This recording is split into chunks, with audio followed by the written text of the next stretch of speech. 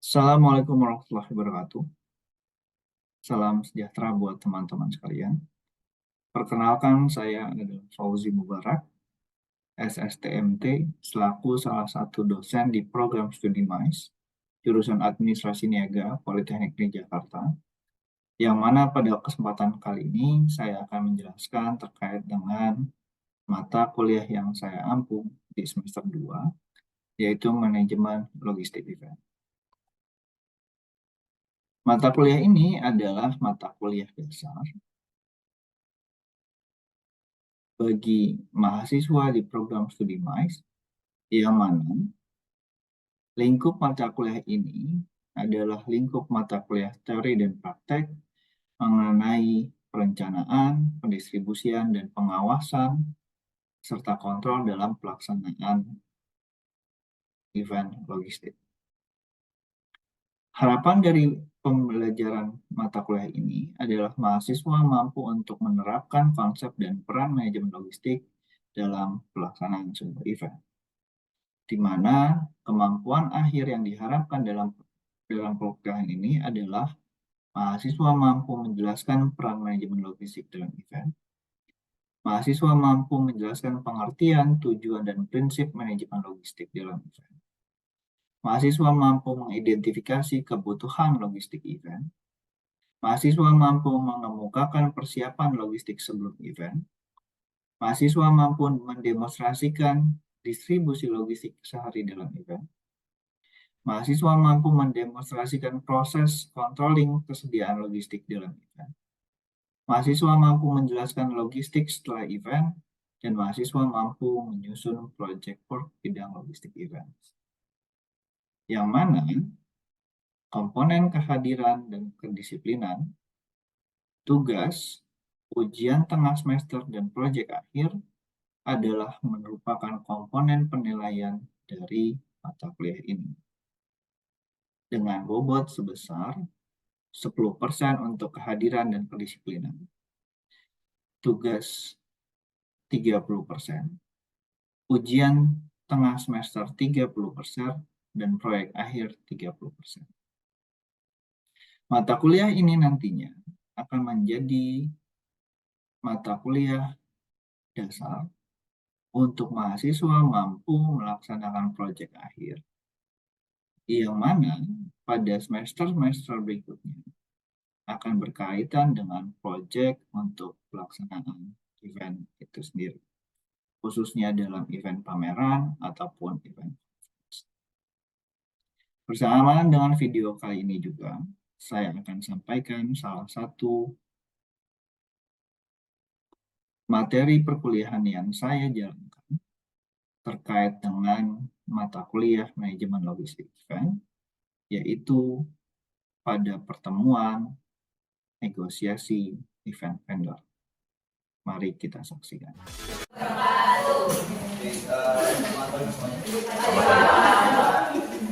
Sudah hadir pagi ini untuk manajemen logistik. Pertemuan kali ini akan menjadi awal sebelum kita membahas konteks yang lebih vertikal. Kita masih ada kurang lebih 4 minggu lagi, berarti 8 pertemuan. Yang mana konteks materi ini terkait dengan aspek proses vendor management. Bagiannya adalah negosiasi vendor. Bagian ini yang bicara terkait dengan bagaimana nanti kita mensimulasikan dan juga melihat proses negosiasi yang berjalan. Lebih kepada untuk bisa memahami sebenarnya. Kalau kita bicara dalam konteks negosiasi, maka kita akan bicara terkait dengan bagaimana teknikal proses yang bisa kita jalankan. Sebenarnya kalau kita bicara dalam konteks materi ini sebenarnya udah banyak yang melakukan sebenarnya. Karena pada dasarnya kita sebagai manusia adalah makhluk yang pasti sering bernegosiasi. Dari kita kecil, ya mulai dari 10 tahun negosiasi kemana? Orang tua kita. Dan jajan makanan. Tapi, tapi yang menjadi concern pada materi ini adalah bagaimana kita memahami ada dasarnya. Ketika kita bicara dalam konteks logistik atau dalam pengadaan manajemen logistik, berarti proses negosiasi adalah untuk bagaimana kita bisa memenangkan 4 proses atau 4 aspek yang selalu menjadi paling penting dari logistik. Masih ingat 4 aspeknya apa? waktu, harga, dan satu harga atau biaya butuh dan juga. Yang mana tentunya kita akan bicara terkait dengan orang. Maka pertanyaan paling dasarnya siapa sih vendor gitu kan? Kenapa kita harus bicara tentang vendor dan kenapa vendor menjadi hal yang harus kita kelola, kita negosiasikan, kita setting gitu. Yang tujuannya pada akhirnya adalah bicara kita bisa mengelola empat aspek tadi. Harga, mutu, waktu, di. Nah, vendor sendiri kalau kita bicara dalam konteks KBBI atau Kamus Besar Bahasa Indonesia. Nah, ini jamak dan kalau KBBI itu akan berubah ya, tergantung kepada referensi yang berjalan. Vendor adalah orang yang menjual rumah, tanah, karena dulu yang sering dijual adalah rumah, tanah, barang. Tapi juga sebenarnya adalah definisi dari konteks penjual atau orang yang menyediakan apapun. Nah, ini disampaikan oleh Ibu Setia 2016 dalam jurnalnya. Vendor merupakan lembaga perorangan atau pihak ketiga yang menyediakan barang, jasa, ataupun juga berbagai bentuk olahan gitu, atau produk yang dijual kembali. Jadi kalau kita bicara dalam konteks event, ada orang yang menawarkan jasa stage, menawarkan jasa untuk sound system, venue, lalu hotel, lalu misalkan untuk talent management, ataupun juga untuk hal-hal yang berkaitan dengan produksi atau aktivitas produksi event, itu adalah event. Atau Indonesia bisa kalau kita sebutnya sebagai supplier. Ini definisi umum. Nah, kalau kita bicara dalam konteks vendor event sendiri, ya ini sebenarnya sudah pernah kita bahas kan, bahwa kebutuhan logistik itu apa aja sih? Venue, transportation, ada accommodation, meals, food and beverage, lalu juga ada pembicaraan dan segala macam. Maka itu yang akan dikelola oleh vendor, mulai dari dekorasi, keamanan dan segala macam. Nah, kalau kita bicara dalam konteks negosiasi, maka sebenarnya kita akan bicara terkait dengan lalu bagaimana proses untuk memenangkan ini. Karena negosiasi pada dasarnya adalah bagaimana kita melihat atau bagaimana kita bisa memenangkan kebutuhan kita dalam penyediaan sebuah proses logistik. Evaluasi ini dalam oleh Robinson dalam evaluasi ini 2019 menyatakan bahwa kalau kita bicara dalam konteks negosiasi berarti adalah sebagai upaya untuk menghasilkan sebuah tujuan. Tadi kenapa saya awal bilang manusia itu dalam prosesnya ketika mulai dari kecil sudah melakukan negosiasi. Anak kecil sama orang tuanya tujuannya apa untuk memperoleh tujuan dia. Anak kecil kalau kita misalnya masih kecil dulu nangis minta permen, tujuannya apa? Supaya dapat permen. Nangis adalah sebagai proses ataupun strategi untuk memenangkan negosiasi. Ada orang tuanya yang diam sebagai posisi bertahan supaya anaknya nggak memenangkan negosiasi tersebut. Anaknya nggak dapat permen. Atau ada orang tua yang misalkan dia diam tapi dia memberikan feedback. Bentuk feedbacknya ada dua, hard feedback sama soft feedback. Hard mungkin kalian pernah diberikan kalimat yang cukup keras orang tua, jangan minta ini deh, misalkan mama lagi nggak punya uang, atau adik nangis terus sih kalau minta apapun. Ada penekanan nggak atau yang soft feedback, bentar ya sayang, ya bentar sayang, kita nggak punya hari ini ya, kita punya lupa. Atau kalau misalkan orang tuanya nggak punya duit, kalau bilangnya bentar ya sayang, mama nggak punya duit, nanti kita cari dulu duitnya ya. Itu adalah proses negosiasi. Dan tujuannya adalah untuk memenangkan berbagai upaya untuk memenangkan. Sehingga kalau tadi kita lihat, kalau kita berkaca pada apa yang sudah kita lihat, ada orang tua tadi dan anaknya, pasti ada strategi, ada upaya. Nangis adalah bagian dari upaya. Soft feedback ataupun hard feedback adalah bagian dari upaya. Dan juga pasti ada teknik. Anak kecil kalau misalkan udah dibilang jangan, nangisnya nggak efektif, dia pakai teknik baru. Bisa guling-gulingan, salto gitu. Guling-gulingan, teriak-teriak. Atau kalau itu ya udah dia bertahan di. Kalau saya misalkan anak saya gitu lagi buka sesuatu, dia akan kalau lagi di Alfamart dia akan bertahan di posisi yang dia pengen. Dia yang mainan dia akan bertahan aja. Saya udah selesai belanja dia akan bertahan. Kalau nggak duduk pegang-pegang gitu, lihat-lihat. Dipanggil 2 kali 3 kali gak nyaut, berarti dia bermain. Itu adalah sebuah teknik. Orang tua tekniknya baru lagi ketika anak dipanggil apa kan?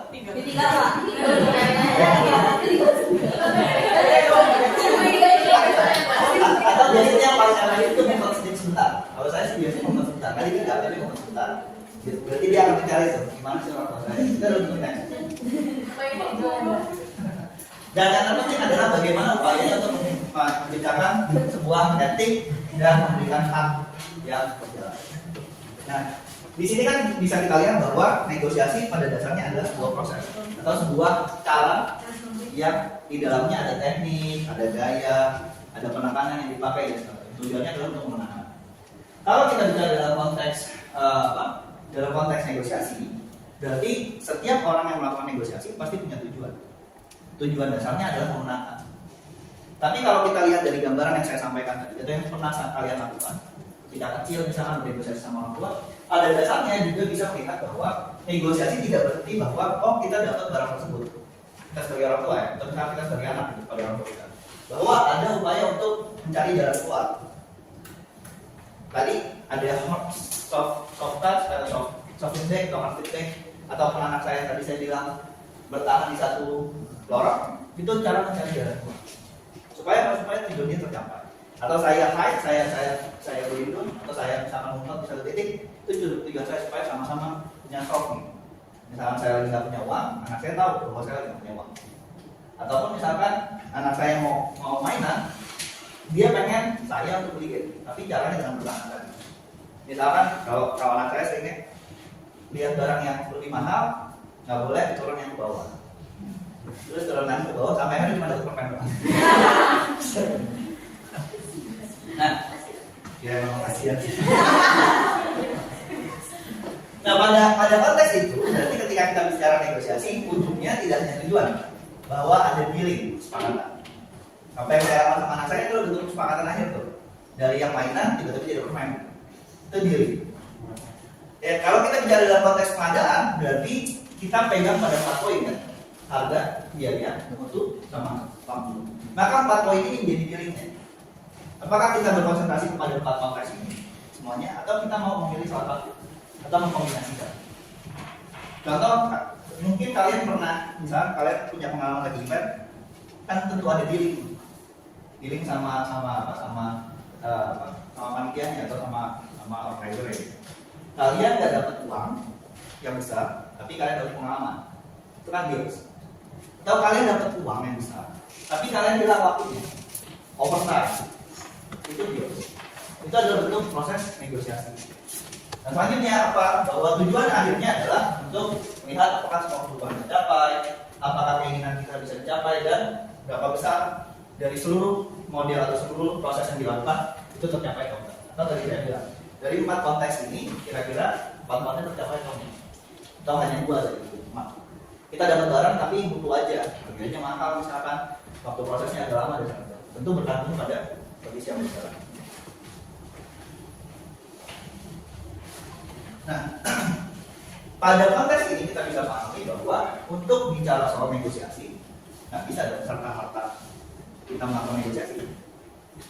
Kayak tadi anak kecil nggak mungkin tiba-tiba dia nangis tanpa ada sebab. Atau kayak anak saya tadi nggak mungkin dia tiba-tiba berada di koridor tanpa ada sebab. Kalau kita bicara dalam konteks logistik atau pengadaan logistik, berarti fungsi negosiasi akan muncul ketika memang ada isu atau hal yang harus dinegosiasikan. Apa yang harus dinegosiasikan? Berarti kita bicara apa? Kebutuhan barang tersebut. Atau kalau kita bicara dalam fungsi manajemen logistik, berarti waktu kita melakukan purchasing. Kalau kita M.A. atau meeting metro requirement, belum ada proses negosiasi, baru ada permintaan. Kalau sudah turun kepada vendor dalam bentuk permintaan atau PO, purchase order, permintaan untuk membeli, yang kemarin kita bahas bahwa ketika PO keluar ada invoice secara administrasinya, penawaran yang dikembalikan oleh vendor, baru disitulah proses negosiasi berjalan. Kita lihat dari siapa penawarannya, masuk nggak sama uang kita, atau spesifikasi yang ditawarkan, walaupun misalkan harga masuk, spesifikasinya sama. Contoh, kalau misalkan kita beli barang, kan paling gampang kemarin misalkan kita lihat ketika atau yang mungkin sering kalian lakukan ketika melakukan pembelian di e-commerce.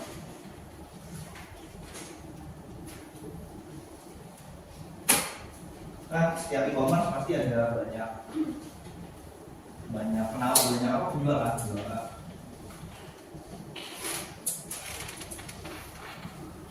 banyak penjual. Nah, ketika ada penjual ini kalian lihat ada harga kan?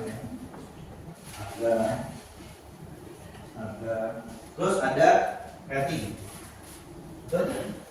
Ada yang ratingnya 5, ada yang ratingnya 4,5, ada yang ratingnya 3,8 dan segala macam bergantung pada transaksi. Nah kalau kita bicara dalam konteks isunya, maka ketika kita melihat bahwa ada penawaran harga, terus kita lihat di sini ada rating yang menunjukkan kualitas dan juga ada misalkan ada jarak atau tempat, maka di sini bisa katakan sebagai sebuah isu yang perlu di.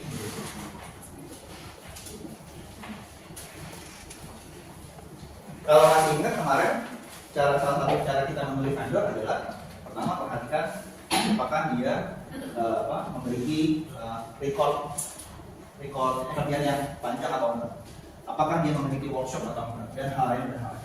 Itu adalah secara soal isu yang bisa kita lihat. Yang kedua, tentunya kalau kita bicara dalam konteks ada isunya, maka pertanyaannya adalah apakah keduanya mau melakukan negosiasi atau enggak? Betul? Ini seperti ketika kita bicara dalam proses transaksi penjualan yang ada di pasar. Simpelnya ini.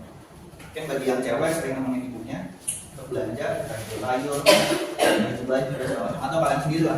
Karena kalau cowok bisa belanja, tentu nggak bakal ngeliat harga sama butuh, ya udah nggak bakal nawar, kecenderungan ya.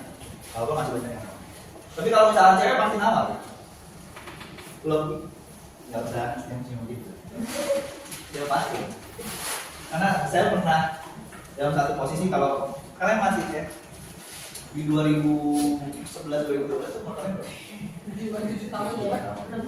berarti nggak punya memori blok M zaman ada yang sempit gitu, yang kanan kirinya masih ada gitu. Oh Bandung gede bagi yang lama pernah ada memori enggak? Aku buat mana? Oh cuma ya. Saya sekolah di Bandung saya nggak cuma. Hilang mana dan sekitarnya itu baru bisa. Bukan di Cimahi gitu.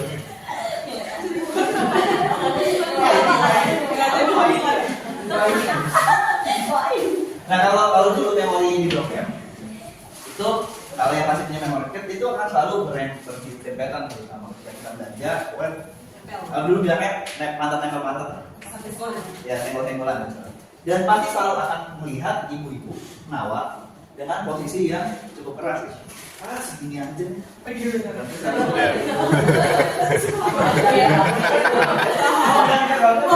Tinggal dulu. Tapi biasanya itu nggak terjadi di Bali, biasanya di Jawa Barat. Tapi cuma seberapa?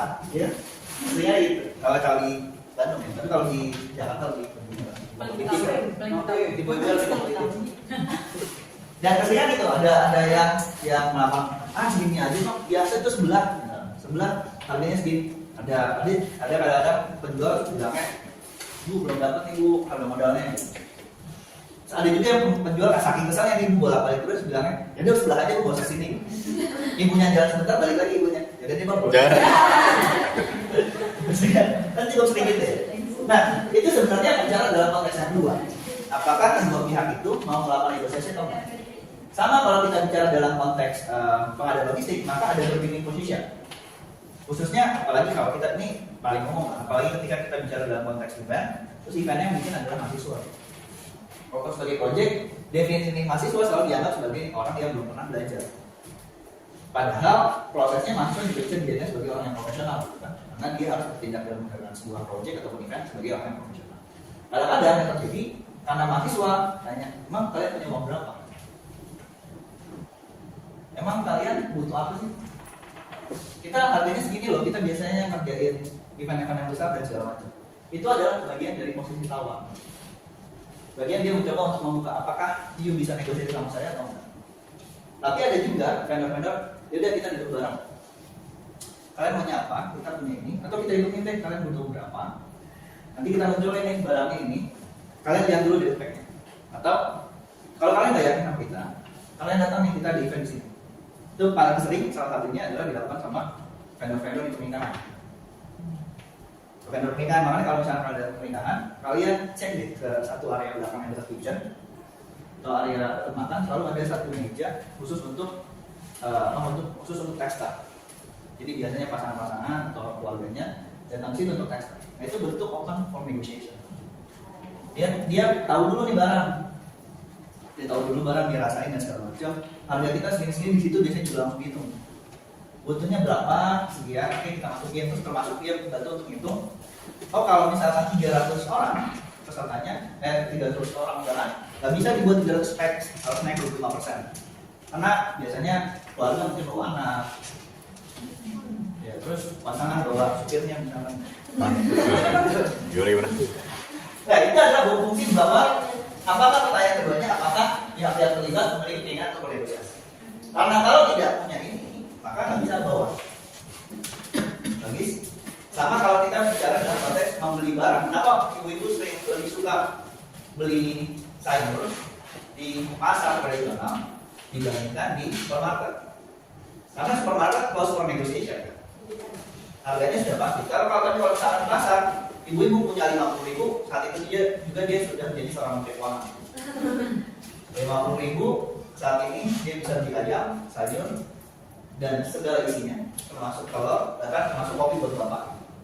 Tapi kalau 50.000 dibawa ke supermarket, yang jadinya cuma buat bakso yang harganya 18.000 tentu. Nah, ketika form of negotiation itu berjalan, baru bisa ke bawah. Bahwa kondisi melakukan negosiasi ketika bisa open, maka kedua pihak harus siap. Tadi kondisinya ketika bicara ada proses pernikahan, yang vendornya menyediakan tempat. Berarti dua orang itu sudah siap, si vendornya dan juga orang yang meminta. Keempat, urutan angkanya. Yang keempat, bahwa ketika kita bicara dalam konteks negosiasi, dua pihak pada dasarnya memiliki peran penting untuk menentukan akhir dari kesepakatan itu. Bahwa dua pihak boleh melakukan tawar-menawar, dua pihak boleh melakukan penekanan dalam proses negosiasi. Tujuannya apa? Tujuan sebenarnya untuk supaya negosiasinya selesai. Nanti kita akan lihat salah satunya bentuk negosiasi yang berbeda. Tapi pada dasarnya kalau kita bicara negosiasi, dan terakhir ya, dan selanjutnya tentu apakah kedua pihak punya teknik dan segala macam, itu adalah dari proses. Dan terakhir dalam konteks negosiasi yang terpenting juga adalah bagaimana proses negosiasi itu diakhiri. Karena tujuannya adalah mencapai kesepakatan kalau di awal. Maka kalau kita bicara dalam konteks kondisi negosiasinya, setiap negosiasi harus diakhiri. Mau jadi atau enggak, atau dalam posisi penawar dan yang ditawar, atau vendor dengan kita mau di posisi kalah atau menang, dan founder mau di posisi kalah atau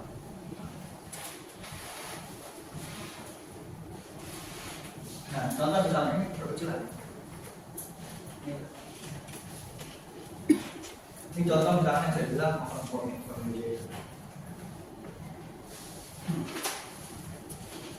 ini ada vendornya vendor kaos dari konveksi. Nah ini TV yang ketika melakukan penawaran dia open for negotiation. Lalu di kalimat penawaran dimungkinkan seperti ini, harga di atas masih negotiable. Nah ketika kita sebagai seorang tim logistik ada kalimat ini, jangan pakai harga itu. Kita harus siapin dulu harga kita. Setup harga price kita di berapa? Jangan kita masukin harga itu. Karena konteksnya ada di sini. Jika ada spesial khusus dan quantity yang ini ada highlight di konteks yang bahwa ada standar, ada kriteria tertentu kalau mau negosiasi harus seperti apa. Berarti kalau logikanya ketika proses negosiasi berjalan, tentu harga ini akan bisa berubah kalau jumlahnya di luar harga yang ditawarkan. Itu logikanya dalam proses negosiasi.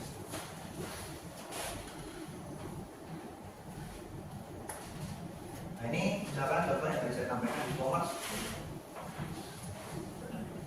Kita pasti akan lihat tempatnya, kita akan melihat harganya, terus kita juga akan lihat spesifikasinya. Dan ini adalah gambaran apakah kita bisa melakukan open negotiation atau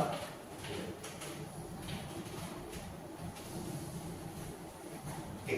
Nah, prasyarat negosiasi menjadi efektif apa? Sebenarnya hampir sama dengan proses tujuan atau mekanisme bagaimana negosiasi itu bisa dibuat. Yang pertama bahwa pihak-pihak bersedia, itu sudah pasti. Karena tadi kita bahas kalau nggak ada yang bersedia untuk melakukan negosiasi berarti kan nggak ada negosiasi proses, kan? Nggak ada komunikasi. Yang kedua, negosiasi akan menjadi efektif kalau dua pihak prepare, dua pihak siap dengan apa yang ditawarkan, dengan apa yang coba dinegosiasikan, dengan strategi apa yang mau dimasukkan.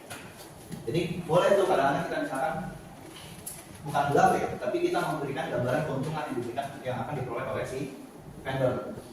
Contoh yang sering saya sampaikan kepada semester 6, kalian harus bisa ketika kalian bernegosiasi dengan sponsor, misalkan dengan vendor yang mau diajak partnership, kalian harus betul-betul punya poin yang bisa menjadi nilai plus. Misalkan poin kalian, kalau kita bicara tadi di awal, poin kalian apa? Mahasiswa nilai plus kan? Nilai plus. Kalau bicara dalam proyek tadi di awal, kebanyakan bukan dinilai sebagai nilai plus, karena dianggap masih orang yang bukan orang profesional. Oke, kita anggap itu sebagai nilai minus. Tapi nilai plusnya apa? Kita punya institusi yang jumlah audiensnya atau jumlah siswanya banyak. Kayak gitu ada 9.000 orang.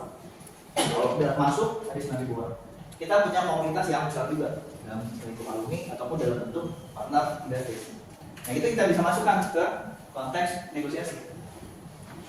Bapak kalau misalkan join sama kita bisa promoin. Kita punya 37 prodi, 7 jurusan yang masing-masing prodi setiap tahun itu minimal ada 1 atau 2 event. Jadi kalau misalkan Bapak join sama kita bisa promoin ke 37.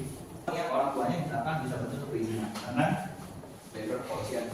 Atau mana nih orang tuanya yang pangkatnya cukup bagus di perusahaan, ini masuk lewat orang tuanya.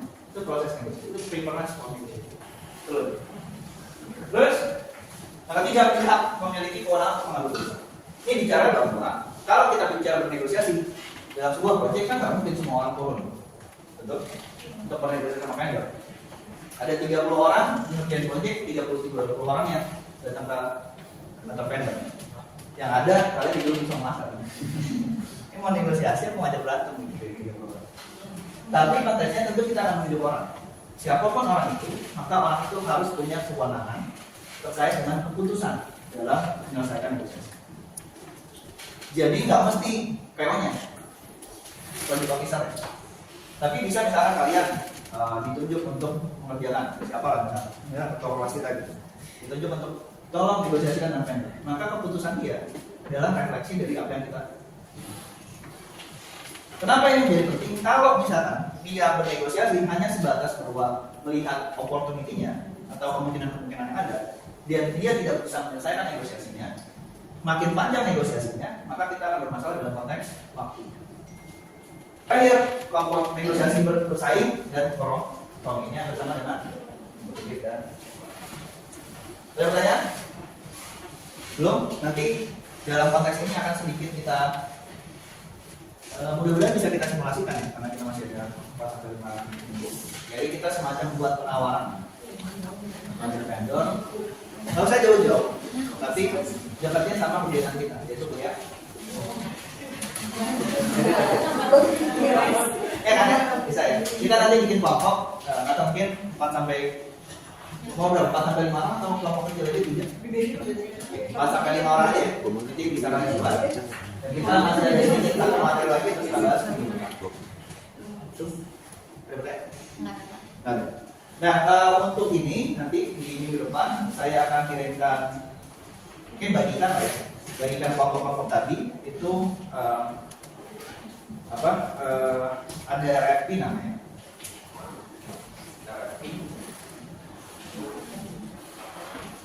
RFP itu request for proposal yang umum dilakukan di event ketika misalkan kita butuh penawaran untuk organizer atau untuk event tertentu, kita akan mengajukan RFP namanya. Dan di setiap RFP itu selalu ada kebutuhan untuk logistiknya. Jadi kita melihat kebutuhan logistik berdasarkan RFP tadi dan akan dianalisis oleh masing-masing. Itu mungkin saya cukupkan. Terima kasih atas perhatiannya. Saya